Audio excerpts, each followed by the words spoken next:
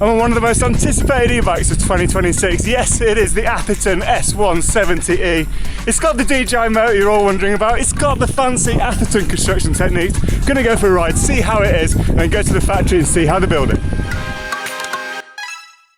So it'd be rude to ride an Atherton without an Atherton beside me, so we've got Dan here. Dan, tell us about the bike in 20 seconds. Yeah, so 170E is kind of built off the heritage of the AM170 and then the S170. DW4 platform, Avinox motor, absolutely unbelievable. You'll find out now. I'm putting no effort in and we're flying up this hill. So we've got 170 at the back, 180 at the front, 1,500 watts of power underneath me with up to 150 Newton meters of torque. This thing should be absolutely wild. We're going to run down a hill, get some heat in the brakes, make any changes if we need to, and see how it all goes. But this thing is wild already. Right, it's dropping in. This is actually my first time at Dyfi Bike Park, following Dan. Not sure I'm going to be able to keep up too much. So we've got a classic DW link suspension here, so VPP, two counter-rotating links in the middle of the bike, holding the front and rear triangles together. Whoa. Get some heat in those brakes, get them working hopefully. So I can't actually tell you what size I'm on. I think I'm on like a 470 reach on this bike, but there's 12 different sizes as we find in the analog versions of Atherton's bikes. So plenty to get your head around. We've got size specific chainstays and seat angles. We were looking at a 63.6 degree head angle and, you know, decent reaches. I think I'm on about 470 on mine. Classic enduro bike geometry. Obviously, like in turbo mode, the motor has just got oodles of power, like it just surges forward when you want it to. So in trail mode, it's got that classic DJI feel really. It's super reactive. One of the plus points of the DJI system or the Avinox system over say Bosch or Shimano is that there's 42 speed sensors or sensings per wheel revolution. So the sensitivity of the motor to your inputs and to what's going on the trail is way higher. So it just gives that more, it's a cliche term, but like a much more natural ride feel. This being the new motor, the M2S, it's very similar, I guess, to the original M1 motor in that feel, in that trail mode. Like they've got the higher quality, I guess, or the premium battery option, which means it's got a round battery, allowing round tubes, which obviously works very well with the Atherton construction method. Helps sort of hide the e-bike-ness of the bike. Doesn't look like a big chunky 700 watt-hour battery in there. It looks and kind of feels way more like an SLE bike in that respect. By having that premium battery option, I think there's some fancy cell tech going on inside there, and that allows the sort of the top tier of the motor to access that 1500 watts of power and 150 Newton meters of torque. If the bike has the sort of the lower spec battery, my understanding is that you can't access the absolute top power that the latest Avinox motor is going to give you. So if you're looking for, you know, the punchiest e-bike on the market, you're going to have to be getting that premium model with the fancy battery installed. What are we going to ride, Dan? I can't keep up with you. Holy Moses. It's powerful, isn't it? It's insane. Yeah. I'm working hard. You've just jumped onto a Bosch for the day for various straight off hummers related reasons. Yeah, but just comparison reasons only. Yeah, testing. So we're gonna go right up to the top there, up to the peak. Alright, so a little single track climb to come off the fire road. We actually are going up the mountain, I thought he was joking. But yeah, so I mean, classic DW link in that it's, you know, really nicely neutral. There's no sort of bobbing or like weirdness going around with that rear end, even when you sort of put a bit more of the power down. Feels efficient, effective, but at the same time, you know, it has got plenty of traction.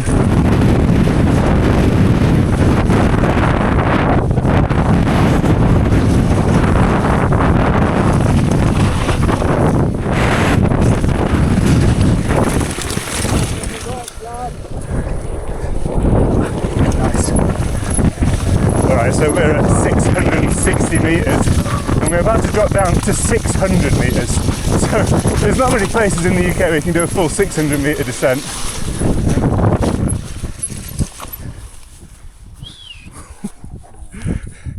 definitely not psyched out at all. This is great.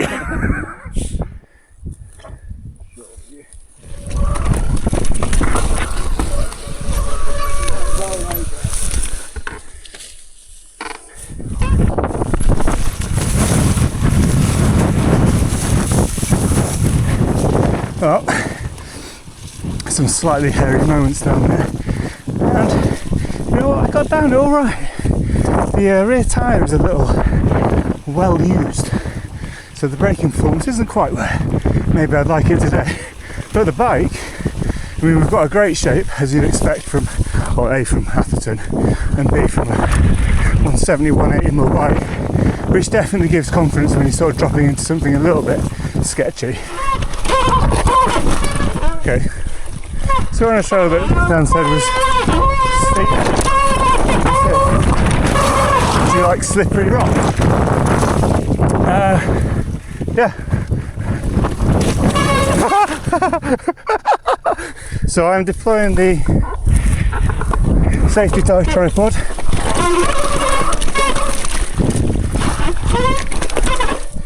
Yeah, perfect.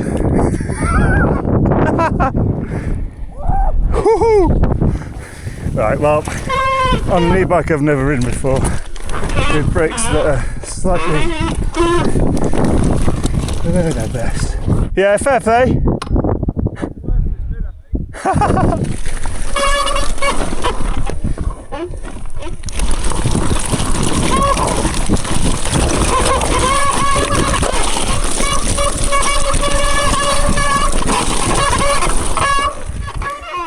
You got to get some back. No, I'm just shitting myself by getting a puncture. Yeah, okay. The rocks are like jagged. Yeah, we can roll that.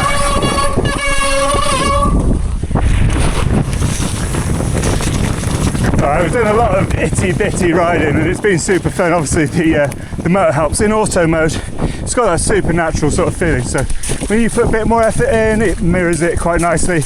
If you go chill, like you're just wobbling down some techers and you don't want a load of power to the back wheel, it's nice and subtle. Again, that sort of whole loads of speed sensors in the back and some really smart software in the motor, it just makes the trails like this like really easy to ride. In terms of the bike, I mean, I'm riding some of the most intense stuff I've ridden for years. I'm not riding everything, but we're doing all right. We're doing all right. When you really open it up, like the back wheel really nicely tracks the ground.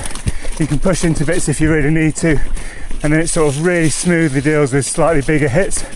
Obviously up front we've got what 180mm of Fox 38 factory, which is always going to be a pleasant way to spend the day and pop off things like that if we're moderately skilled. There we go. Easy does it. Really nice shape. You know, that fork at the front, you know, we all know the 38's a class leading fork, but super easy. Alright. Tie it round a tree apparently. Oh my god. Yeah, I'm not sure I'm going to achieve that one, but we'll roll into it and pretend. Oh no, I tried so hard. Probably not the most stylish of exits. Roll or drop?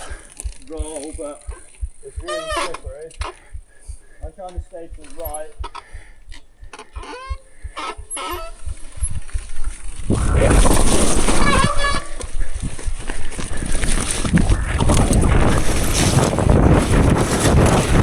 Oh, nice.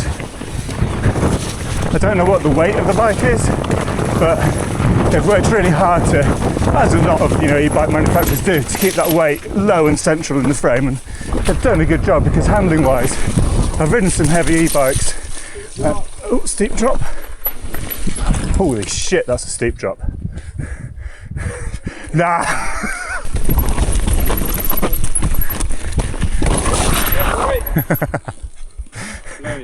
That was cool. That was really cool. Don't get to ride too many tight corners in the Forest of Dean. Good fun though. I like the way you can sort of like tip the bike and they sort of initiate corners nicely, I find. They lose traction a little bit sooner than a full 29, but sometimes you can use that to your advantage. And I think on a big bike like this, it kind of makes sense. The stuff we've just ridden here, it's kind of got very similar handling to my 150mm trail bike in some respects. I don't know why that's because my trail bike is a bit of a beast or whether this is just really nicely agile. Alright, so just ridden down perhaps the most intense track I've ridden all year. That was absolutely wild, from 660 metres all the way down to 60.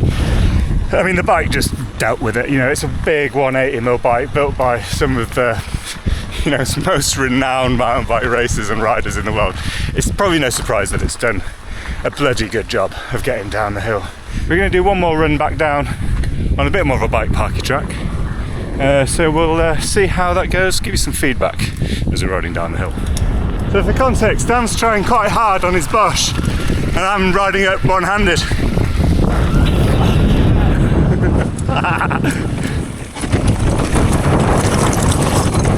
Oh, yeah.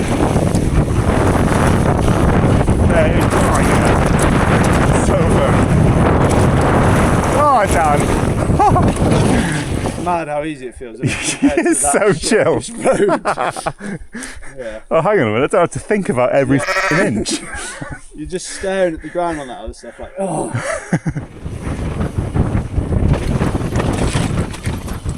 Alright, so that's the ride done. I mean, the bike is, it's definitely impressive, Dan. You've done a good job, well done. And Dyfi Bike Park, by the way, holy hell, that is so much fun. We've gone and ridden some big hills. Yeah, it's mental how easy it is, isn't it? Like, we did 600 metres elevation, like, boom. Straight up. And then 2 more laps of lower mountain, just so easy. Yeah, no, it's been a hell of a lot of fun. 700 watt hour battery in there. It's done us a solid 1,000 metres and probably 85 kilos. We're going up off-road, steep hills.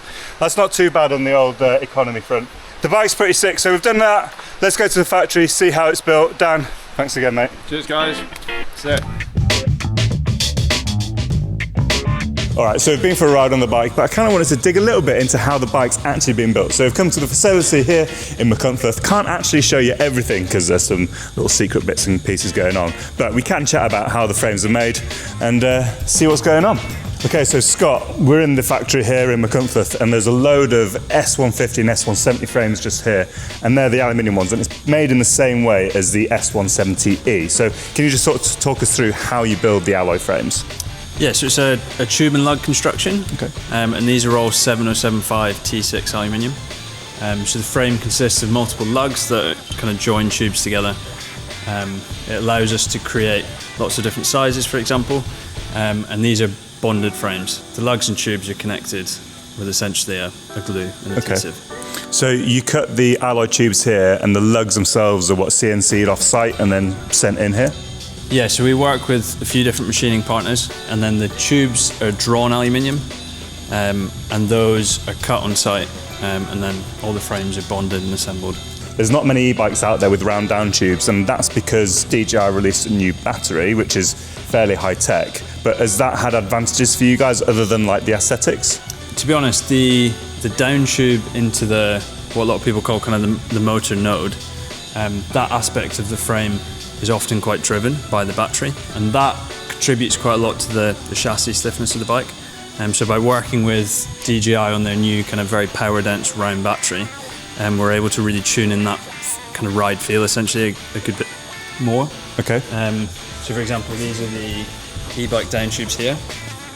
So a consistent cross section that we're able to design specifically for the feel that we want, and to obviously fit the battery. And then we can tune things like the wall thickness, and get the stiffness characteristics in the front end that we're after. And I'm guessing there's a lot of like CFD and all that sort of stuff like, on the computer done before you sort of even consider getting a bit of metal in the warehouse. We work a lot in the early stages with FEA, and to be honest, throughout the whole design process, and then later on we work with kind of field testing and lab-based testing as well. Okay. Do you know how many iterations of the frame you went through before we got to the production one? It's kind of, to be honest, it's a kind of ever-evolving sort of thing. But yeah, a good few different specific iterations that we kind of explore an avenue, understand the kind of the benefits and drawbacks of it, and then try different things as well. I guess your test riders are like moderately handy. Yeah, we've got access to some good riders around here. That's for sure. There's a family of them actually that live locally. Oh, is there? Wicked. And of course the trails are pretty good, as we saw this morning. So yeah, plenty of good stuff. So when it comes to the analog bikes, you've got the top tier bikes, which are the A150, the A170 with DW6 link, which is like the most beautiful back end you can ever imagine riding. And then with the S range, you've gone for DW4, you know, a classic DW link bike. On the e-bike, you've gone for the same DW4 linkage. What's the thought behind that? Yeah, so for all of our S range bikes, so the aluminium bikes got DW4, and then all our titanium and carbon bikes have DW6. So as a general platform, the DW4 S range bike, we've kind of designed for like durability. Okay. It's a super robust platform. We kind of designed it around being kind of grab and go sort of mentality to riding, which I think for us, for our first e-bike, that's the sort of core market that we're looking at, and the customers that we're looking to kind of work with on that. The other question, I guess, the obvious one, you know, you're really well known for the 3D printed titanium lugs, which are printed in-house here, and then your carbon tubes makes a very beautiful bike. Did you consider doing that for the e-bike, or was there any considerations around not doing that? Yeah, so certainly we've considered it, and it's definitely not off the table. You know, watch this space, see where we go with that. But certainly for this initial product, we want to be able to reach kind of a good group of people. The S range is much more scalable, so we can reach more people with that. The A range, for example, you're kind of, on our machine, you're talking about 24 hours to print a lug set, whereas the S range, we're using CNC technology, and we work with various different partners, and we can produce them at a much kind of faster rate. Okay, so I guess now you've expanded the range from, you know, like 3 or 4 of the titanium and carbon ones, plus like 3 or 4 alloy ones. You've added e-bikes to the range. You kind of got to make bikes at some point, so making out of that, you know, lengthier process is going to be quite a tricky one to fit into the production schedule. Yeah, so obviously there's only so many bikes we can make through our current A range, and obviously it comes at a higher price tag as well. Yeah, I mean, obviously when you make a titanium and a carbon one, just let me know, because that's what I want. Wicked. All right, so that's the end of the day here with Atherton, and that is the fairly impressive Atherton S.170E e-bike with the, it has to be said, very impressive Avinox M2S motor down in the bottom. It's been great to see the bike. It's been great to ride it with Dan up in the bike park, and of course see inside the facility here in McClunchcliffe, North Wales. They're doing some pretty interesting stuff. Plenty more details about the motor and the bike online on bikeradar.com. There'll be stuff in MBUK magazine as well. Hope you've enjoyed this video. Give it a like, drop us a comment down below, subscribe to the channel, and we'll catch you in the next one.